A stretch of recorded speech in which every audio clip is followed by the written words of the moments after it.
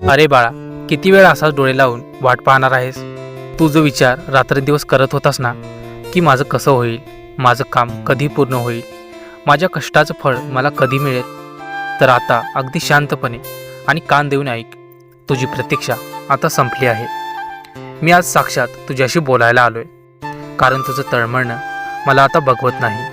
तू अनेक दिवसापासून ज्या संधीची, ज्या एका आशेच्या किरणाची वाट पाहत होतास, ती संधी आता तुझ्या दारावर उभी आहे.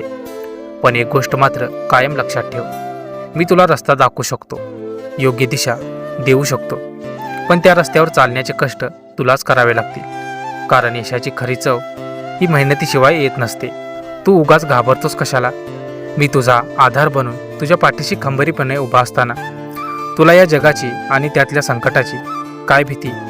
ज्या गोष्टीसाठी तू तुझ्या रात्रीची झोप गमावली आहेस, आणि अश्रू गाळलेस आणि मला मनापासून साकडं घातलंस, ती गोष्ट आता तुझ्या पदरात पडणार आहे. वेळ जवळ आली आहे. फक्त स्वतःवर आणि माझ्यावर थोडा अजून जास्त विश्वास ठेव.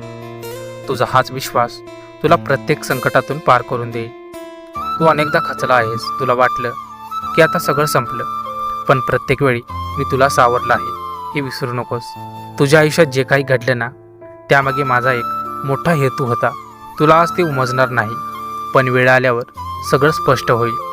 आता माझे हे शब्द काळजात साठवून ठेव, आणि आजपासूनच तुझ्या आयुष्यात अंमलात आण. कधीही कुणाचं वाईट चिंतू नकोस. समोरचा तुझ्याशी कसाही वागला तरी तू तुझं मोठेपण आणि नम्रता सोडू नकोस. प्रामाणिकपण आणि तुझं निरागस मन हीच तुझी सर्वात मोठी शक्ती आहे, हे नेहमी लक्षात ठेव. जगाचा विचार करणं आता सोडून दे, कारण जग फक्त उगवत्या सूर्याला नमस्कार करतं. तू स्वतःला सिद्ध कर, जग तुझ्या मागे येईल. आता तो जुना आळस आणि मनातली भीती पूर्णपणे झटकून टाक, आणि नव्या उमेदीने कामाला लाग. कारण आता तुझा संघर्षाचा अंत झाला असून तुझ्या यशाचा सुवर्णकाळ सुरू झाला आहे.